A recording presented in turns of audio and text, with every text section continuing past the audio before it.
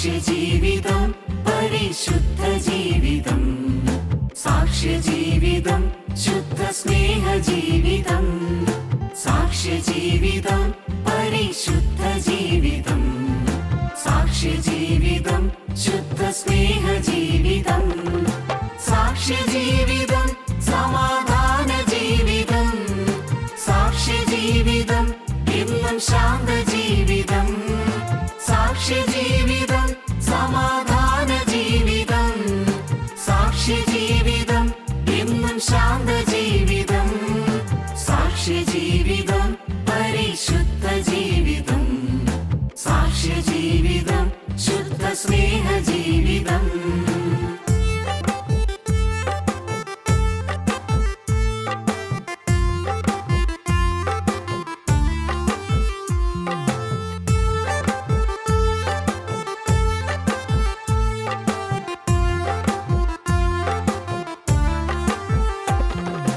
ക്രിസ്തുവിന്റെ മനസ്സറിഞ്ഞ ലളിത ജീവിതം. ക്രിസ്തുവിന്റെ ഹൃദയമാർന്ന സാക്ഷ്യജീവിതം. ക്രിസ്തുവിന്റെ മനസ്സറിഞ്ഞ ലളിത ജീവിതം. ക്രിസ്തുവിന്റെ ഹൃദയമാർന്ന സാക്ഷ്യജീവിതം. ക്രിസ്തുവിന്റെ പ്രതിഫലനമായ ജീവിതം. ക്രിസ്തുവിനു മഹത്വമേകും സാക്ഷ്യജീവിതം. ക്രിസ്തുവിന്റെ പ്രതിഫലനമായ ജീവിതം. ക്രിസ്തുവിനു മഹത്വമേകും സാക്ഷ്യജീവിതം. സാക്ഷ്യജീവിതം പരിശുദ്ധ ജീവിതം. സാക്ഷ്യജീവിതം ശുദ്ധ സ്നേഹജീവിതം.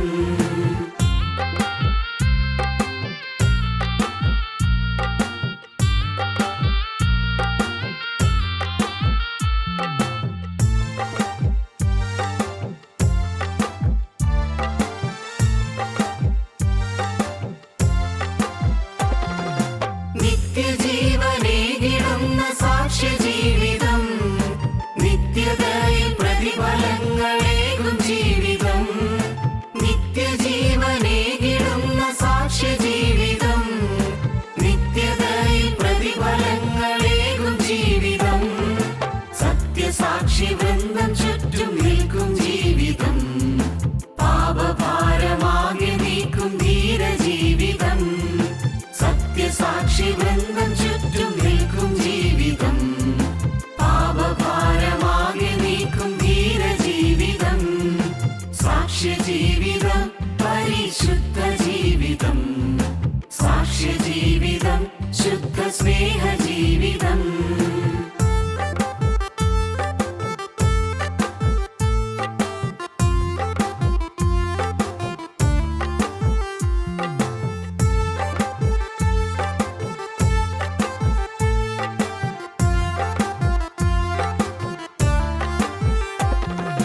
ക്രിസ്തുവിന്റെ തിരുനിണത്താൽ കഴുകും ജീവിതം.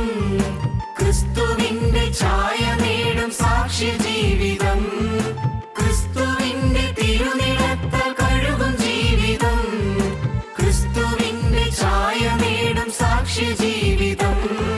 ക്രിസ്തുവിന്റെ വരവിനായി നോക്കി പാർത്തിടും പ്രത്യാശയേറും ജീവിതമേ സാക്ഷ്യജീവിതം. ക്രിസ്തുവിന്റെ വരവിനായി നോക്കി പാർത്തിടും പ്രത്യാശയേറും ജീവിതമേ സാക്ഷ്യജീവിതം. സാക്ഷ്യജീവിതം പരിശുദ്ധ ജീവിതം. സാക്ഷ്യജീവിതം ശുദ്ധ സ്നേഹജീവിതം. സാക്ഷ്യജീവിതം പരിശുദ്ധ ജീവിതം. സാക്ഷ്യജീവിതം ശുദ്ധ സ്നേഹജീവിതം. സാക്ഷ്യജീവിതം സമാധാന ജീവിതം. സാക്ഷ്യജീവിതം എന്നും ശാന്ത ജീവിതം. സാക്ഷ്യജീവിതം സമാധാന ജീവിതം. സാക്ഷ്യജീവിതം എന്നും ശാന്ത ജീവിതം. സാക്ഷ്യജീവിതം പരിശുദ്ധ ജീവിതം. സാക്ഷ്യജീവിതം ശുദ്ധ സ്നേഹജീവിതം. ഞങ്ങളും ക്രൂശിക്കപ്പെട്ട ക്രിസ്തുവിനെ പ്രസംഗിക്കുന്നു. ദൈവ തിരുനാമത്തിന് മഹത്വം ഉണ്ടാകട്ടെ. ഉൽപ്പത്തി പുസ്തകം 35-ാം അധ്യായം 11 വാക്യം മുതൽ ചില വാക്യങ്ങൾ നമുക്ക് വായിക്കാം. ദൈവം പിന്നെയും അവനോട്, ഞാൻ സർവശക്തിയുള്ള ദൈവമാകുന്നു, നീ സന്താനപുഷ്ടിയുള്ളവനായി പെരുകുക, ഒരു ജാതിയും ജാതിയുടെ കൂട്ടവും നിന്നിൽ നിന്ന് ഉത്ഭവിക്കും, രാജാക്കന്മാരും നിന്റെ കടിപ്രദേശത്തു നിന്ന് പുറപ്പെടും, ഞാൻ അബ്രാഹാമിനും ഇസഹാക്കിനും കൊടുത്ത ദേശം നിനക്ക് തരും, നിന്റെ ശേഷം നിന്റെ സന്തതിക്കും ഈ ദേശം കൊടുക്കുമെന്ന് അരുളി ചെയ്തു. അവനോട് സംസാരിച്ച സ്ഥലത്ത് നിന്ന് ദൈവം അവനെ വിട്ട് കയറിപ്പോയി. അവൻ തന്നോട് സംസാരിച്ചെടുത്ത് യാക്കോബ് ഒരു കൽത്തൂൺ നിർത്തി, അതിന്മേൽ ഒരു പാനീയാഗമൊഴിച്ച് എണ്ണയും പകർന്നു. ദൈവം തന്നോട് സംസാരിച്ച സ്ഥലത്തിന് യാക്കോബ് ബേതേൽ എന്ന് പേരിട്ടു. ദൈവത്തിന് സ്തോത്രം. ദൈവം വാഗ്ദാനങ്ങൾ പുതുക്കുകയാണ്. ദൈവം എന്നും വാഗ്ദാനം പുതുക്കുമ്പോൾ പുതിയ പുതിയ വാഗ്ദാനങ്ങൾ അത് കൂട്ടിച്ചേർത്ത് തരും. നിങ്ങൾ ശ്രദ്ധിച്ചിട്ടുണ്ടോ? ദൈവം ഓരോ പ്രാവശ്യവും വാഗ്ദാനം പുതുക്കി തരുമ്പോൾ, നമുക്ക് അനുഗ്രഹങ്ങൾ പുതുക്കി തരുമ്പോൾ, പണ്ട് തന്ന അനുഗ്രഹത്തേക്കാൾ ഒരു പടി കൂടി മീതിയായിരിക്കും ദൈവം തരുന്നത്. ശ്രദ്ധിക്കൂ, 28 അധ്യായത്തിൽ ദൈവം യാക്കോബിന് ചില വാഗ്ദാനങ്ങൾ കൊടുത്തു. എന്തൊക്കെയാണ് വാഗ്ദാനങ്ങൾ? വായിക്കാം. 28 അധ്യായം 13 വാക്യം മുതൽ. അതിന്മീതെ യഹോവ നിന്ന് അരുളി ചെയ്തത്, ഞാൻ നിന്റെ പിതാവായ അബ്രഹാമിന്റെ ദൈവവും ഇസഹാക്കിന്റെ ദൈവവുമായ യഹോവയാകുന്നു. നീ കിടക്കുന്ന ഭൂമിയെ ഞാൻ നിനക്കും നിന്റെ സന്തതിക്കും തരും. നിന്റെ സന്തതി ഭൂമിയിലെ പൊടി പോലെയാകും. നീ പടിഞ്ഞാറോട്ടും കിഴക്കോട്ടും വടക്കോട്ടും തെക്കോട്ടും പരക്കും. നീ മുഖാന്തരവും നിന്റെ സന്തതി മുഖാന്തരവും ഭൂമിയിലെ സകല വംശങ്ങളും അനുഗ്രഹിക്കപ്പെടും. ഇതാ, ഞാൻ നിന്നോട് കൂടെയുണ്ട്. നീ പോകുന്നിടത്തൊക്കെയും നിന്നെ കാത്ത് ഈ രാജ്യത്തേക്ക് നിന്നെ മടക്കി വരുത്തും. ഞാൻ നിന്നെ കൈവിടാതെ നിന്നോട് അരുളി ചെയ്തത് നിവർത്തിക്കും. ദൈവത്തിന് സ്തോത്രം. 20 വർഷം മുൻപ് ദൈവം യാക്കോബിന് വാഗ്ദാനം കൊടുക്കുമ്പോൾ കൊടുത്തതിൽ നിന്ന് വ്യത്യസ്തമായി ഇപ്പോൾ കൊടുക്കുന്ന ഒരു പ്രത്യേകത നിങ്ങൾക്ക് ശ്രദ്ധിക്കാൻ സാധിക്കും. നിങ്ങൾ ദയവായി ഇന്ന് ശ്രദ്ധിക്കൂ. ഇപ്പോൾ 20 വർഷങ്ങൾക്ക് ശേഷം ദൈവം വാഗ്ദാനം പുതുക്കുമ്പോൾ ദൈവം പറയുന്നത് എന്താണ്? ഒന്നുകൂടി കേൾക്കാം. 11 വാക്യം മുതൽ. ദൈവം പിന്നെയും അവനോട്, ഞാൻ സർവശക്തിയുള്ള ദൈവമാകുന്നു, ഞാൻ സർവശക്തിയുള്ള ദൈവമാകുന്നു, നീ സന്താനപുഷ്ടിയുള്ളവനായി പെരുകുക, സന്താനപുഷ്ടിയുള്ളവനായി പെരുകുക, ഒരു ജാതിയും ജാതിയുടെ കൂട്ടവും നിന്നിൽ നിന്ന് ഉത്ഭവിക്കും, ജാതിയും ജാതികളുടെ കൂട്ടവും നിന്നിൽ നിന്ന് ഉത്ഭവിക്കും, രാജാക്കന്മാരും നിന്റെ കടിപ്രദേശത്തു നിന്ന് പുറപ്പെടും, രാജാക്കന്മാരും നിന്റെ കടിപ്രദേശത്ത് നിന്ന് പുറപ്പെടും. 28 അധ്യായത്തിൽ ഇത് പറഞ്ഞിട്ടില്ല. രാജാക്കന്മാരും നിന്റെ കടിപ്രദേശത്ത് നിന്ന് ഉത്ഭവിക്കും. നിന്റെ സന്തതി പരമ്പരയിൽ രാജാക്കന്മാരുണ്ടാകും. ഈ ഏകാഗിയായി പോകുന്ന, നിസ്സാരനായി പോകുന്ന, ആരോരുമില്ലാത്തവനായി പോകുന്ന യാക്കോബിന് അന്ന് 28 അധ്യായത്തിൽ ദൈവം വാഗ്ദത്തം കൊടുക്കുമ്പോൾ, അന്ന് നിനക്ക് സന്തതി പരമ്പരകളുണ്ടാകും, നീ ഭൂമിയിലൊക്കെയും പരക്കും, നിൻ്റെ സന്തതി മുഖാന്തരം വംശങ്ങൾ അനുഗ്രഹിക്കപ്പെടും എന്നെല്ലാമുള്ള വാഗ്ദാനങ്ങൾ കൊടുക്കുന്നുണ്ടെങ്കിലും രാജാക്കന്മാരുടെ കാര്യം പറയുന്നില്ല. ഇവിടെ 20 വർഷത്തിന് ശേഷം യാക്കോബ് ശുദ്ധീകരണം പ്രാപിച്ച് കൂടുതൽ ആഴത്തിലേക്ക് സമർപ്പിച്ച് പുതിയ പ്രതിഷ്ഠയെടുത്ത് വന്നപ്പോൾ യാക്കോബിന് ദൈവം വാഗ്ദാനം പുതുക്കി കൊടുക്കുമ്പോൾ പുതിയ വാഗ്ദാനങ്ങൾ ആഡ് ചെയ്യുകയാണ്, കൂട്ടിച്ചേർക്കുകയാണ്. ദൈവത്തിന് സ്തോത്രം. സഹോദരങ്ങളെ, ഇന്ന് നിങ്ങൾ ദയവായി ഇത് കേൾക്കുമ്പോൾ നിങ്ങൾ ഒന്ന് ശ്രദ്ധിക്കണം. നിങ്ങളിന്ന് വാഗ്ദാനം പുതുക്കാൻ നിങ്ങൾ ആഗ്രഹിക്കുന്നെങ്കിൽ, നിങ്ങൾ പുതിയ പ്രതിഷ്ഠ എടുക്കാൻ ആഗ്രഹിക്കുന്നെങ്കിൽ, നിങ്ങൾക്ക് പുതിയ പുതിയ ശ്രേഷ്ഠമായ വാഗ്ദാനങ്ങൾ കർത്താവ് തരാൻ ആഗ്രഹിക്കുന്നുണ്ട്. ദൈവത്തിന് സ്തോത്രം. എന്താ പറഞ്ഞത്? ദൈവം പിന്നെയും അവനോട്, ഞാൻ സർവശക്തിയുള്ള ദൈവമാകുന്നു, ഞാൻ സർവശക്തിയുള്ള ദൈവമാകുന്നു. മുമ്പ് അന്ന് പറഞ്ഞപ്പോൾ പറഞ്ഞത് ഞാൻ സർവശക്തിയുള്ള ദൈവമാണെന്നല്ല, ഞാൻ നിൻ്റെ പിതാവായ അബ്രഹാമിൻ്റെ ദൈവവും ഇസ്ഹാക്കിൻ്റെ ദൈവവുമായ യഹോവയാകുന്നു. ദൈവത്തിന് സ്തോത്രം. അവിടെ പിതാക്കന്മാരുടെ പേരിൽ ദൈവം തന്നെ പരിചയപ്പെടുത്തുകയാണ്. അബ്രഹാമിൻ്റെയും ഇസ്ഹാക്കിൻ്റെയും പേരിൽ ദൈവം തന്നെ പരിചയപ്പെടുത്തുകയാണ്. എന്നാൽ ഇവിടെ ദൈവം പറയുന്നു, ഞാൻ സർവശക്തിയുള്ള ദൈവമാകുന്നു. അബ്രഹാം മാറിപ്പോകും, ഇസ്ഹാക്കും മാറിപ്പോകും, പക്ഷേ ഞാൻ സർവശക്തിയുള്ള ദൈവമാകുന്നു. എൻ്റെ അഭിഷിക്തന്മാർ മാറിപ്പോകും, എൻ്റെ പ്രവാചകന്മാർ മാറിപ്പോകും, കുടുംബത്തലവന്മാർ മാറിപ്പോകും. പേട്രിയാർക്സ്, ഈ അബ്രഹാമും ഇസ്ഹാക്കും യാക്കോബും എല്ലാം പേട്രിയാർക്സാണ്. ഈ പേട്രിയാർക്സ് മാറിപ്പോകും, തലവന്മാർ മാറിപ്പോകും, പക്ഷേ മാറാത്ത ഒരാളുണ്ട്. അത് സർവശക്തനായ ദൈവമാണ്. പ്രിയപ്പെട്ടവരെ, എന്ത് മനോഹരമായ ആശയമാണ് ദൈവം വരാൻ അന്ന് യാക്കോബിന് കൊടുക്കുന്നത്. ആ ആശയം യാക്കോബിൻ്റെ ഹൃദയത്തിലേക്ക് അങ്ങ് ആഴത്തിൽ പതിയുകയാണ്. ഞാൻ സർവശക്തിയുള്ള ദൈവമാകുന്നു. യാക്കോബ് ക്ഷീണിതനാണ്. യാക്കോബ് യാത്ര ചെയ്ത് ക്ഷീണിച്ച് വന്ന് ശേഖേമിൽ വന്നപ്പോൾ വലിയൊരു പരാജയം വന്നിട്ടാണ് ഇപ്പോൾ വന്ന് നിൽക്കുന്നത്. ഇവിടെ വന്നെത്തിയിരിക്കുന്നത് പദ്ദൻഅരാമിൽ നിന്ന് യാത്ര ചെയ്ത് ഇവിടെ പോരുന്ന വഴിക്ക് ശേഖേമിലും തമ്പടിച്ചു പോയി. വലിയ അബദ്ധമായിപ്പോയി. ശേഖേമിൽ പാർക്കരുതായിരുന്നു. 34-ാം അധ്യായം വായിക്കുമ്പോൾ യാക്കോബ് ശേഖേമിൽ പാർത്ത കാര്യം പറയുന്നുണ്ട്. അത് വിവരിക്കാൻ സാധാരണ മനുഷ്യർക്ക് സാധിക്കുന്ന കാര്യമല്ല. യാക്കോബിന് വന്ന ഏറ്റവും വലിയ പരാജയം, യാക്കോബിന് കുടുംബത്തിൽ വന്നതായ ഏറ്റവും വലിയ അപമാനം, യാക്കോബിന് മകളായ ദീനയ്ക്ക് വന്നതായ ഏറ്റവും വലിയ അപമാനം, ഏറ്റവും വലിയ അവഹേളനം, പുറത്തു പറയാൻ ലജ്ജിക്കേണ്ടതായ മഹാവലിയ നാശം വന്നത്. അതിനെ തുടർന്ന് യാക്കോബിൻ്റെ മകനായ ശീമയോനും യാക്കോബിൻ്റെ മകനായ ലേവിയും കൂടെ ചെന്ന് ശേഖേമിലെ പുരുഷപ്രജയൊക്കെയും വെട്ടിക്കൊന്നത്, വലിയൊരു കൂട്ടക്കൊല നടത്തിയത്, ഇതെല്ലാമാണ് ശേഖേമിൽ നടന്നത്. വർണ്ണിക്കാനാവില്ല. ഈ ഭയാനകമായ സംഭവങ്ങളെല്ലാം കഴിഞ്ഞ് യാക്കോബ് ഉള്ളു തകർന്ന് വന്ന് ബേഥേലിലെത്തിയപ്പോൾ ഇനി വേറെ ഗതിയില്ല, എനിക്ക് ആഴത്തിൽ ഒരു സമർപ്പണം വേണ്ടിയിരിക്കുന്നു. എൻ്റെ കുടുംബം തകർന്നു, എൻ്റെ മക്കൾ ശിമിയോൻ ലേവിയും തകരാറിലായി. ഇന്ന് നാട്ടിലാകെ ഞങ്ങൾ പേടിയാണ്. ആരും ഞങ്ങളുടെ അടുക്കലേക്ക് വരാൻ ധൈര്യപ്പെടുന്നില്ല. എല്ലാവരും ഭയന്ന് മാറുകയാണ്. പുരുഷപ്രജയൊക്കെയും കൊന്നിരിക്കുന്നു. കഷ്ടം, ഞാനിങ്ങോട്ട് ശേഖേമിൽ വരരുതായിരുന്നു. എന്നോട് ദൈവം പറഞ്ഞത് തിരികെ കനാനിലേക്ക് പോകാനാണ്. ഞാൻ കനാനിലേക്ക് പോകാതെ ഇടയ്ക്ക് ശേഖേമിൽ കയറി തെറ്റിപ്പോയി. യാക്കോവിന് പരാജയ ബോധമുണ്ട്, യാക്കോവിന് കുറ്റബോധമുണ്ട്. അങ്ങനെ യാക്കോവ് വന്ന് യാക്കോവ് തകർന്നവനായി എന്നപ്പോഴാണ് സ്വർഗത്തിലെ ദൈവത്തിൻ്റെ സ്വരം കേൾക്കുന്നത്. ഞാൻ സർവശക്തിയുള്ള ദൈവമാകുന്നു.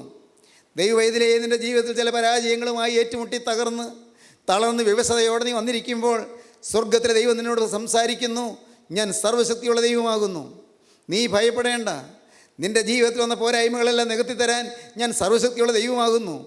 നിനക്ക് വന്ന നഷ്ടങ്ങളുടെ കേടുകളെല്ലാം മാറ്റിത്തരാൻ ഞാൻ സർവശക്തിയുള്ള ദൈവമാകുന്നു. നിൻ്റെ ജീവിതത്തിൽ വന്നതായ തോൽവികളെല്ലാം ലാഭമാക്കി തരാൻ ഞാൻ സർവശക്തിയുള്ള ദൈവമാകുന്നു. നിൻ്റെ ജീവിതത്തിൽ വന്ന ബലഹീനതകളെല്ലാം നീക്കിത്തരാൻ ഞാൻ സർവശക്തിയുള്ള ദൈവമാകുന്നു. നിനക്ക് വന്നതായ വീഴ്ചകളെല്ലാം നികത്തി നിന്നെ കരയേറ്റി തരാൻ ഞാൻ സർവശക്തിയുള്ള ദൈവമാകുന്നു. ആഴമുള്ള കുഴിയിലേക്ക് നീ താണുപോയപ്പോൾ നിന്നെ ഉയർത്തിയെടുക്കാൻ ഞാൻ സർവശക്തിയുള്ള ദൈവമാകുന്നു. സകലരും നിന്നെ വെറുക്കുമ്പോൾ നിന്നെ താങ്ങാൻ ഞാൻ സർവശക്തിയുള്ള ദൈവമാകുന്നു. ആരോരും തുണയിലെന്ന് നീ കരുതുമ്പോൾ നിന്നെ സഹായിപ്പാൻ ഞാൻ സർവശക്തിയുള്ള ദൈവമാകുന്നു. ദൈവത്തിന് സ്തോത്രം. യാക്കോബിന് ധൈര്യം കൊടുക്കുന്ന വാക്കുകൾ, ഞാൻ സർവശക്തിയുള്ള ദൈവമാകുന്നു. ബേഥേലിൽ വന്നപ്പോൾ യാക്കോബ് കേൾക്കുന്ന സ്വരം അതാണ്. ശുദ്ധീകരണം കഴിഞ്ഞപ്പോൾ യാക്കോബ് കേൾക്കുന്ന സ്വരം അതാണ്. ശുദ്ധീകരണം പ്രാപിച്ചപ്പോൾ ദൈവം യാക്കോബിന് ധൈര്യം കൊടുക്കുകയാണ്. ശുദ്ധീകരണത്തെ തുടർന്ന് ധൈര്യം ലഭിക്കുന്നു. ശുദ്ധീകരണത്തെ തുടർന്ന് പുതിയ പ്രതിഷ്ഠ ലഭിക്കുന്നു. ശുദ്ധീകരണത്തെ തുടർന്ന് പുതിയ വാഗ്ദാനം ലഭിക്കുന്നു. ശുദ്ധീകരണത്തെ തുടർന്ന് പുതിയ സമാധാനം ലഭിക്കുന്നു. ശുദ്ധീകരണത്തെ തുടർന്ന് പുതിയ പ്രാഗൽഭ്യം ലഭിക്കുന്നു. ദൈവത്തിന് സ്തോത്രം. ഞാൻ സർവശക്തിയുള്ള ദൈവമാകുന്നു. അടുത്ത വാക്യം വായിക്കാം. നീ സന്താനപുഷ്ടിയുള്ളവനായി പെരുകുക, ഒരു ജാതിയും ജാതിയുടെ കൂട്ടവും നിന്നിൽ നിന്ന് ഉത്ഭവിക്കും. ഒരു ജാതി ഉത്ഭവിക്കും, ജാതികളുടെ കൂട്ടം നിന്നിൽ നിന്ന് ഉത്ഭവിക്കും. രാജാക്കന്മാരും നിന്റെ കടിപ്രദേശത്ത് നിന്ന് പുറപ്പെടും. സ്തോത്രം.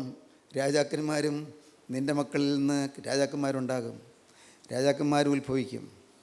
ദൈവത്തിന് സ്തോത്രം. യാക്കോബ്, ഞാൻ വിചാരിക്കുന്നു യാക്കോബോടെ മുട്ടുമടക്കി കാണുമെന്ന്, യാക്കോബ് ഏങ്ങലടിച്ച് കഴിഞ്ഞു കാണുമെന്ന്. കർത്താവേ, എന്തൊരു ഭാഗ്യമായി പോയി വിഗ്രഹങ്ങളൊക്കെ കളഞ്ഞത്. നിൻ്റെ വചനം കേട്ട് എല്ലാ വിഗ്രഹങ്ങളും എടുത്തു കളഞ്ഞ് എന്തൊരു ഭാഗ്യമായി പോയി. ആ വിഗ്രഹങ്ങളെല്ലാം എടുത്ത് കുഴിച്ചു മൂടിയത് എന്ത് നന്നായി. എന്താണ് ഈ കേൾക്കുന്നത്? എൻ്റെ അനന്തരകാല തലമുറ അനുഗ്രഹീത തലമുറയായി തീരും. എൻ്റെ ഭാവികാല തലമുറ രാജാക്കന്മാരുളവായി വരും, ജനനായകന്മാർ എഴുന്നേറ്റ് വരും. ദൈവത്തിന് സ്തോത്രം. ദൈവത്തിൻ്റെ വലിയ നാമം മഹത്വപ്പെടട്ടെ. ഞാൻ വായിച്ചു, ഒരു സുവിശേഷ താൽപരനായ മനുഷ്യൻ, ദൈവവേല ചെയ്യാൻ താല്പര്യമുള്ള ഒരാളാണ്. അദ്ദേഹം നടന്നു പോവുകയായിരുന്നു. റോഡിൽ നടന്നു പോകുമ്പോൾ 4 കുട്ടികൾ കളിക്കുന്നു. വെറുതെ അലസമായി റോഡിൽ നിന്ന് കളിച്ചുകൊണ്ടിരിക്കുന്നു. പിള്ളേർ വിളിച്ചു, മക്കളെ, നിങ്ങൾ എനിക്ക് വെറുതെ സമയം കളയുന്നത്, വരൂ, എൻ്റെ കൂടെ വരൂ, നിങ്ങൾ പ്രയോജനമുള്ളൊരു കാര്യം കാണിച്ചു തരാം, എൻ്റെ കൂടെ വരൂ. ആ പിള്ളേർ ഇദ്ദേഹത്തിൻ്റെ കൂടെ പോയി. അവിടെ അവർ ചെന്നു ഒരു ചെറിയ ബിൽഡിംഗ്, ചെറിയൊരു കെട്ടിടം. അവിടെ വേറെയും കുട്ടികളുണ്ട്. ആ കുട്ടികളുടെ കൂടെ ഇവിടെ ഇരുത്തി. സൺഡേ സ്കൂളാണ്, വചനം പറഞ്ഞു കൊടുക്കുകയാണ്. ഇദ്ദേഹം സൺഡേ സ്കൂൾ അധ്യാപകനാണ്, വചനം പറഞ്ഞു കൊടുക്കുകയാണ്. അടുത്ത ആഴ്ചയും ഇദ്ദേഹം അവരെ വിളിച്ചു, മക്കളെ വരൂ. അവർ വന്നു, അന്നും പറഞ്ഞു കൊടുത്തു. പിറ്റേ ആഴ്ചയും വിളിച്ചു. പിന്നെ ഇദ്ദേഹം വിളിക്കാതെ തന്നെ അവർ വരും. അങ്ങനെ അവർ പഠിച്ചു വന്നു. ഞാൻ വായിച്ചു.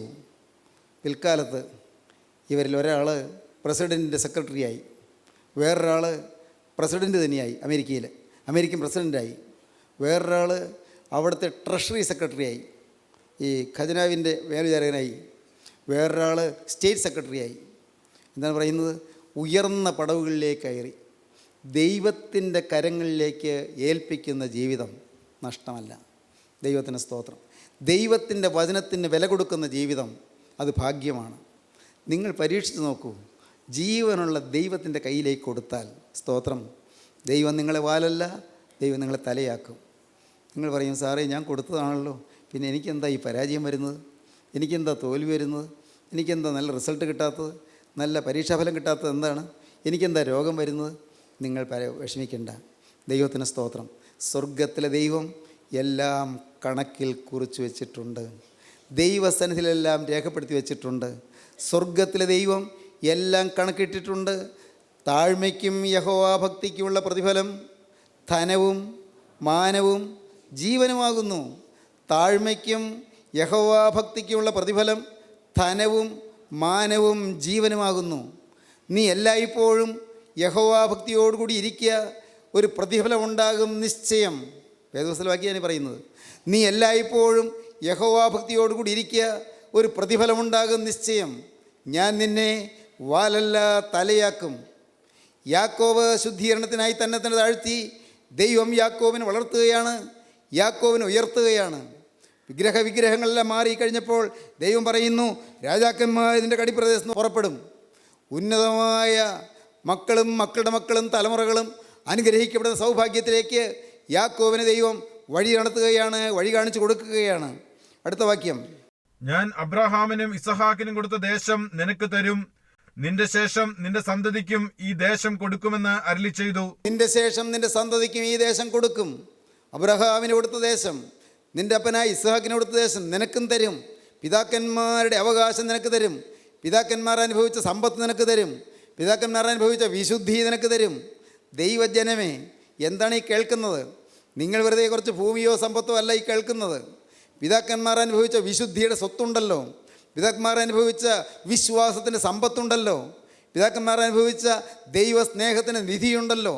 ദൈവസ്നേഹത്തിൻ്റെ നിധി, ദൈവസ്നേഹത്തിൻ്റെ സമ്പത്ത്, ദൈവസ്നേഹത്തിൻ്റെ നിക്ഷേപം, സ്വർഗീയ രാജാവിൻ്റെ കൃപയുടെ നിക്ഷേപം, അത് നമുക്ക് തരുമെന്നാണ് പറഞ്ഞത്. നമ്മുടെ ജീവിതം ധന്യമായി തീരുമെന്ന്, നമ്മുടെ ഭാവി കരുത്തുള്ളതായി തീരുമെന്ന്, നമ്മുടെ മക്കളുടെ മക്കളും വറുതിയിൽ കഴിയേണ്ടി വരികയില്ല. ദാവീദ് പറഞ്ഞു, ഞാൻ ബാലനായിരുന്നു, ഞാൻ വൃദ്ധനായി തീർന്നു. നീതിമാൻ തുണയില്ലാതിരിക്കുന്നതും അവൻ്റെ സന്തതി ആഹാരമിരക്കുന്നതും ഞാൻ കണ്ടിട്ടില്ല. സ്തോത്രം. നീതിമാൻ തുണയില്ലാതിരിക്കുന്നതും അവൻ്റെ സന്തതി ആഹാരമിരക്കുന്നതും ഞാൻ കണ്ടിട്ടില്ല. ദാവീദ് പിന്നെയും പറഞ്ഞു, ബാലസിംഹങ്ങളും ഇരകിട്ടാതെ വിശന്നിരിക്കും, യഹോവയെ അന്വേഷിക്കുന്നവർക്കോ ഒരു നന്മയ്ക്കും കുറവില്ല. ദൈവത്തിന് സ്തോത്രം. ഞാൻ വിനയപൂർവ്വം നിങ്ങളോട് ചോദിച്ചു കൊള്ളട്ടെ, ഈ കൂട്ടായ്മയിൽ നിങ്ങൾ ഇത്രയേറെ ആളുകൾ വന്നിട്ടുണ്ടല്ലോ. ഈ ആളുകൾ, നിങ്ങൾ ഈ വരുന്നവർ, കഴിഞ്ഞ ഒരു 10 വർഷത്തിന് മുമ്പുള്ളതിനേക്കാൾ നിങ്ങൾക്ക് എല്ലാ രംഗത്ത് അഭിവൃദ്ധിയാണോ അതോ നിങ്ങൾക്ക് അധപ്പതനമാണോ? നിങ്ങൾ ചിന്തിച്ച് കണ്ടുപിടിക്കൂ. നിങ്ങൾക്ക് ദൈവം ഒരു അഭിവൃദ്ധി തന്നില്ലേ? എല്ലാ രംഗത്തും ഒരു കരയേറ്റം തന്നില്ലേ? ഇന്ന് ജീവിക്കാൻ ഒരു പോംവഴി തന്നില്ലേ?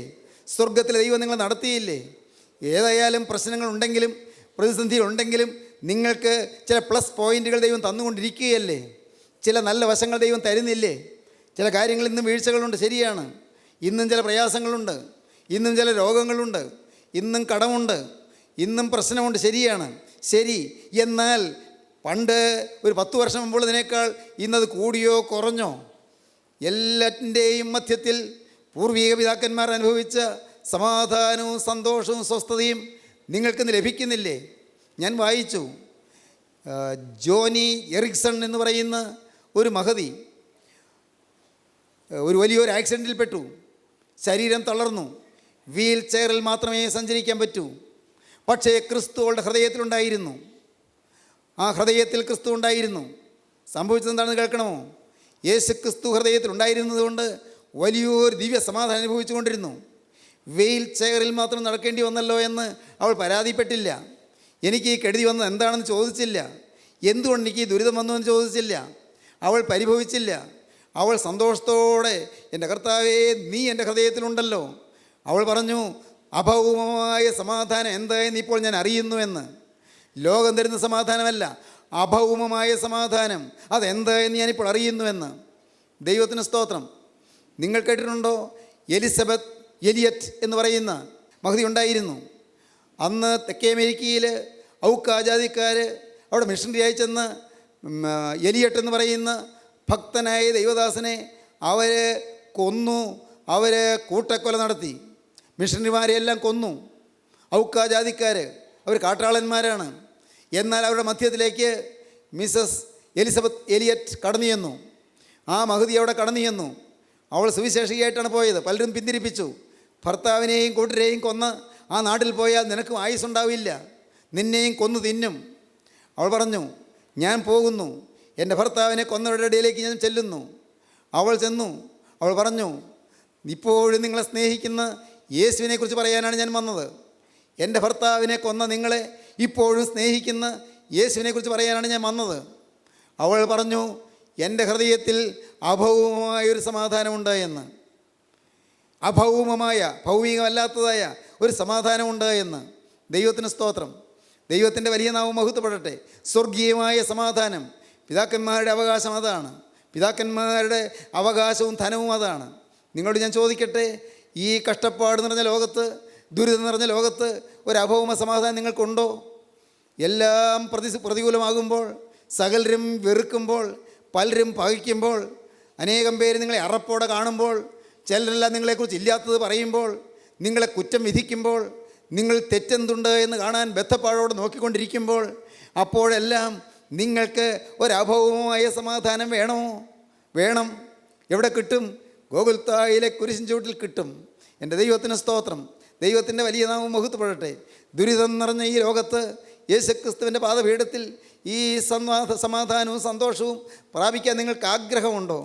എൻ്റെ സഹോദരങ്ങളെ, നിങ്ങളോട് ഞാൻ വിനയപൂർവ്വം പറയുകയാണ്, ഇന്ന് നിങ്ങളിത് കേട്ടുകൊണ്ടിരിക്കുമ്പോൾ നിങ്ങൾ ആഗ്രഹിക്കണം, കർത്താവേ, അങ്ങനെ ഒരു അഭൗമ സമാധാനം ഉണ്ടെങ്കിൽ അതെൻ്റെ ഹൃദയത്തിലേക്ക് ഇപ്പോൾ ഒഴുക്കിത്തരണം. കർത്താവേ, ഗോകുൽത്തായിലെ കുരിശിൻ ചുവട്ടിൽ നിന്നൊഴുകുന്ന ആ സ്വർഗീയ ശാന്തി എൻ്റെ ഹൃദയത്തിലേക്ക് ഇപ്പോൾ ഒഴുക്കിത്തരണം. ഗോകുൽത്തായിലെ തിരുവിലാവിൽ നിന്ന്, എൻ്റെ നാഥൻ്റെ തിരുവിലാവിൽ നിന്ന് ഒഴുകിയ ആ തിരുരക്തത്തിൽ കൂടി പകർന്നു കിട്ടുന്നതായ അഭൗമമായ അലൗകികമായ ശാന്തി എൻ്റെ ഹൃദയത്തിലേക്ക് ഇപ്പോൾ ഒഴുകിത്തരണം. കർത്താവേ, എൻ്റെ ഹൃദയത്തിലേക്ക് നീ എഴുന്നള്ളി വരണം. എൻ്റെ ഹൃദയത്തിൽ നീ വാസം ചെയ്യണം. ഞാൻ നിന്റെ പിതാക്കന്മാരായ അബ്രഹാമിൻ്റെ ഇസാക്കിൻ്റെ ദൈവമായ യഹോവയാകുന്നു. ദൈവത്തിന് സ്തോത്രം. യാക്കോവിൻ്റെ ഹൃദയം നന്ദി കൊണ്ട് നിറഞ്ഞു. യാക്കോവ് അവിടെ മുട്ടുമടക്കി. യാക്കോവിടെ കൽത്തൂൺ നാട്ടി. അത് നന്ദിയുടെ കൽത്തൂണാണ്. അത് പുനഃപ്രതിഷ്ഠയുടെ കൽത്തൂണാണ്. അത് സ്നേഹത്തിൻ്റെ കൽത്തൂണാണ്. അത് ദൈവത്തോട് പറഞ്ഞ പുതിയ വാക്കിൻ്റെ കൽത്തൂണാണ്. അത് ദൈവത്തിൻ്റെ വാഗ്ദത്തം കേട്ട കൽത്തൂണാണ്. ദൈവത്തിന് സ്തോത്രം. ദൈവത്തിൻ്റെ പുതിയ വാഗ്ദാനം കേട്ട് ത്രസിച്ചുയർന്ന കൽത്തൂണാണ്. ഹല്ലേലൂയ. ദൈവത്തിന് സ്തോത്രം. ദൈവത്തിൻ്റെ പുതിയ വാഗ്ദാനത്തിൻ്റെ മുന്നിൽ ഉത്തേജനം പ്രാപിച്ച കൽത്തൂണാണ്. ദൈവത്തിന് പുതിയ വാഗ്ദാനം ലഭിച്ചപ്പോൾ ആനന്ദിച്ച് ദൈവത്തെ സ്തുതിച്ച കൽത്തൂണാണ്. നിങ്ങൾ ഈ സമയത്ത് നിങ്ങൾ ശാന്തമായി നോക്കൂ. നിങ്ങൾക്ക് ഈ നന്ദി വരുന്നുണ്ടോ? ദൈവം തന്ന അനുഗ്രഹങ്ങൾക്ക് വേണ്ടിയുള്ള നന്ദി, ദൈവം നിങ്ങൾ നടത്തിയതോർത്തുള്ള നന്ദി, ദൈവം നിങ്ങൾ ഇത്രയും കാലം ഈ ഭൂമിയിൽ നിർത്തിയതോർത്തുള്ള നന്ദി, നിങ്ങളുടെ രോഗങ്ങൾ സൗഖ്യമാക്കി തന്നതോർത്തുള്ള നന്ദി, ഓപ്പറേഷൻ തിയേറ്ററിൽ നിന്ന് ആരോഗ്യത്തോടെ നിങ്ങൾ തിരികെ കൊണ്ടുവന്നുള്ളതായി നന്ദി, സ്വർഗത്തിലെ ദൈവം നിങ്ങളുടെ ആയുസ് നീട്ടി തന്നതിനുള്ള നന്ദി. ദൈവത്തിന് സ്തോത്രം. ദൈവം നിങ്ങൾക്ക് മക്കളെ തന്നുള്ളതായി നന്ദി. ദൈവം നിങ്ങളുടെ മക്കൾക്ക് ആരോഗ്യം തന്നുള്ളതായി നന്ദി. ഹല്ലേലൂയ. ദൈവത്തിന് സ്തോത്രം. സ്വർഗത്തിലെ ദൈവം നിങ്ങൾക്ക് ഒരു സുബോധം തന്നുള്ളതായി നന്ദി. സ്വർഗത്തിലെ ദൈവം സത്യവചനം കേൾപ്പാൻ നിങ്ങളെ ആനയിച്ചതിനുള്ളതായി നന്ദി. ജീവൻ്റെ വചനം ദുർലഭമായി ഈ കാലയളവിൽ സത്യത്തിൻ്റെ വചനവും ആത്മാവിൻ്റെ വചനവും കേൾക്കാൻ നിങ്ങളെ ദൈവത്തിൻ്റെ ആത്മാവ് കൂട്ടിക്കൊണ്ട് വന്നുള്ളതായ നന്ദി. സ്വർഗത്തിലെ ദൈവത്തിൻ്റെ സന്നിധിയിൽ പുതിയ പ്രതിഷ്ഠ എടുക്കുവാൻ നിങ്ങൾക്ക് ആവേശം തരുന്നതായ ആ സ്വർഗീയ സ്നേഹമോർത്തുള്ളതായ നന്ദി. ദൈവത്തിന് സ്തോത്രം. സഹോദരങ്ങളെ, ഇന്ന് നിങ്ങളുടെ ഹൃദയം നന്ദി കൊണ്ട് പിടയ്ക്കുന്നുണ്ടോ? നന്ദി കൊണ്ട് ത്രസിക്കുന്നുണ്ടോ? നന്ദി കൊണ്ട് തുള്ളുന്നുണ്ടോ? ദൈവത്തെ സ്നേഹിപ്പാൻ നിങ്ങൾക്ക് തോന്നുന്നുണ്ടോ? നല്ലവനായ യേശുവേ, എനിക്ക് വേണ്ടി ക്രൂസിൽ മരിച്ച യേശുവേ, നിൻ്റെ ഹൃദയം എന്നെ സ്നേഹത്തോടെ കാണുന്നതിനാൽ, നിൻ്റെ ഹൃദയം എനിക്ക് വേണ്ടി സ്നേഹത്തോടെ ചോര ഒഴുക്കുന്നതിനാൽ, എൻ്റെ കർത്താവേ നിന്റെ തിരുവിലാവിൽ നിന്ന് ആ തിരുരക്തം ഒഴുകിക്കൊണ്ടിരിക്കുന്നതിനാൽ നാഥാ ഞാൻ നിന്നെ സ്തുതിക്കുന്നു എന്ന് യാക്കോബിനെ പോലെ പറയാൻ നിങ്ങൾക്ക് സാധിക്കുമോ? യാക്കോബ് ഒരു കൽത്തൂൺ നാട്ടി, അവൻ എണ്ണ പകർന്നു. എണ്ണ സ്നേഹമാണ്, സ്നേഹം പകർന്നു. ദൈവവൈതലേ, നിന്റെ സ്നേഹം നീ എവിടെയെല്ലാമാണ് പകരുന്നത്? നിന്റെ സ്നേഹം ഇന്ന് പാപത്തിന് കൊടുക്കുകയല്ലയോ? മകനെ, നിന്റെ സ്നേഹം ഇന്ന് അന്യ സ്ത്രീകൾക്ക് കൊടുക്കുകയല്ലയോ? മകളെ, നിന്റെ സ്നേഹം ഇന്ന് അന്യ പുരുഷന്മാർ കാണിക്ക വയ്ക്കുകയല്ലയോ? യൗവനക്കാരാ, നിന്റെ സ്നേഹം ഇന്ന് കൊള്ളരുതായ്മയ്ക്ക് കൊടുക്കുകയല്ലയോ? നിന്റെ സ്നേഹം ഇന്ന് എന്തിനെല്ലാം ഒഴുകിക്കൊണ്ടിരിക്കുകയാണ്. എന്നാൽ ഇന്ന് നിന്റെ സ്നേഹം യേശുവിങ്കലേക്ക് ഒഴുകട്ടെ. നിന്റെ സ്നേഹം മദ്യത്തിലേക്ക് ഒഴുകിയ സ്നേഹം ഇന്ന് യേശുവിങ്കലേക്ക് ഒഴുകട്ടെ. കഞ്ചാവിലേക്ക് ഒഴുകിയ സ്നേഹം ഇന്ന് യേശുവിലേക്ക് ഒഴുകട്ടെ. മയക്കുമരുന്നിലേക്ക് ഒഴുകിയ സ്നേഹം യേശുവിലേക്ക് ഒഴുകട്ടെ. വഴക്കിലേക്കും പിണക്കത്തിലേക്കും വൈരാഗ്യത്തിലേക്കും മുൻവിധിയിലേക്ക് ഒഴുകിയ സ്നേഹം ഇന്ന് യേശുവിലേക്ക് തിരിച്ചൊഴുകട്ടെ. Hallelujah, hallelujah, hallelujah, hallelujah. ദൈവജനമേ, ഇന്ന് നിങ്ങൾ കേട്ടുകൊണ്ടിരിക്കുമ്പോൾ നിങ്ങൾക്ക് സമർപ്പണമെടുക്കാം. സ്നേഹത്തിൻ്റെ ബലിപീഠത്തിൽ സമർപ്പണമെടുക്കാം. പുതിയ കൽത്തൂൺ നാട്ടാം. ഹല്ലേലൂയ. പുതിയ കൽത്തൂൺ നാട്ടിക്കൊണ്ട് യേശുവിനോട് നിങ്ങൾക്ക് പറയാം, കർത്താവേ, ഇതാ നിൻ്റെ ദാസൻ, ഇതാ നിൻ്റെ അടിമ, ഇതാ ഞാനൊരാൾ നിൻ്റെ അടിമയായി എന്നെ തന്നെ തരുന്നു. രക്ഷക, ഞാനിതാ എന്നെ നിനക്ക് അർപ്പണം ചെയ്യുന്നു. എൻ്റെ ആയുസ്സ് നിനക്ക് തരുന്നു, എൻ്റെ ഭാവി നിനക്ക് തരുന്നു, എൻ്റെ ശരീരം നിനക്ക് തരുന്നു. സ്തോത്രം. കർത്താവേ, നാഥ, ഞാൻ വീണ്ടും തീരുമാനമെടുക്കുന്നു സഹിപ്പാൻ. എൻ്റെ കർത്താവേ, സഹിപ്പാനൊരു ശരീരം. കർത്താവ് വീണ്ടും തീരുമാനമെടുക്കുന്നു വിശ്വസിപ്പാനൊരു മനസ്സ്. വീണ്ടും തീരുമാനമെടുക്കുന്നു സ്നേഹിപ്പാനൊരു ഹൃദയം. മറക്കല്ലേ, സ്നേഹിപ്പാനൊരു ഹൃദയവും വിശ്വസിപ്പാനൊരു മനസ്സും സഹിപ്പാനൊരു ശരീരവും നാഥ എനിക്ക് തരണമേ. നിങ്ങൾ പ്രാർത്ഥിക്കുമോ? സ്നേഹിപ്പാനൊരു ഹൃദയവും വിശ്വസിപ്പാനൊരു മനസ്സും സഹിപ്പാനൊരു ശരീരവും എനിക്ക് തരണമേ കർത്താവേ. എൻ്റെ ദൈവമേ, സ്നേഹിപ്പാനൊരു ഹൃദയവും വിശ്വസിപ്പാനൊരു മനസ്സും സഹിപ്പാനൊരു ശരീരവും എനിക്ക് തരണമേ കർത്താവേ. നിങ്ങൾ പ്രാർത്ഥിക്കുമോ? കർത്താവിൻ്റെ കരങ്ങളിലേക്ക് നിങ്ങളെ കൊടുക്കുമോ? പുതിയ വാഗ്ദാനങ്ങൾ പ്രാപിക്കുമോ? പുതിയ കൽത്തൂൺ നാട്ടുമോ? പുതിയ പ്രതിഷ്ഠ എടുക്കുമോ? പുതിയ സമർപ്പണത്തിലേക്ക് വരുമോ? പുതിയ വാഗ്ദാനങ്ങൾ പ്രാപിക്കുമോ? പുതിയ അനുഗ്രഹങ്ങൾ നേടുമോ? നമുക്ക് പ്രാർത്ഥിക്കാം. ഹല്ലേലൂയ. കരുണയുള്ള കർത്താവേ, എൻ്റെ നാഥൻ്റെ സ്വർഗീയ സാന്നിധ്യത്തിനായി സ്തോത്രം. അർഹതയില്ലാത്ത അനുഗ്രഹങ്ങൾ പാവപ്പെട്ട ഞങ്ങൾക്ക് തരുന്നതിനായി സ്തോത്രം. ഈ നിസ്സാരരായ ഞങ്ങളെ എൻ്റെ നാഥൻ മാനിക്കുന്നതിനായി സ്തോത്രം. അപ്പോൾ ഈ വചനം കേട്ടെല്ലാവരെയും അനുഗ്രഹിക്കണമേ. എല്ലാവരുടെ മേലും തൃക്കരം വയ്ക്കണമേ. എൻ്റെ കർത്താവിൻ്റെ ആണിപ്പാടുള്ള കരം വെച്ച് രോഗികളെ സൗഖ്യമാക്കണമേ. എൻ്റെ യേശുവിൻ്റെ തിരുരക്തം പുരണ്ട കരം വെച്ച് ഭൂതബാധകളെ അകറ്റണമേ. ബന്ധനങ്ങളെ അഴിക്കണമേ. ബാധകൾ മാറ്റണമേ. ശാപങ്ങൾ നീക്കണമേ. കുടുംബസമാധാനം അയക്കണമേ. എല്ലാവരെയും സ്വർഗീയ സമാധാനം കൊണ്ട് നിറയ്ക്കണമേ. യേശുക്രിസ്തുവിൻ്റെ അതിപരിശുദ്ധമായ നാമത്തിൽ താഴ്മയോടെ പ്രാർത്ഥിക്കുന്ന പിതാവേ, കൃപയോടെ കേൾക്കുമാറാകണമേ. ആമീൻ. ഹല്ലേലൂയ.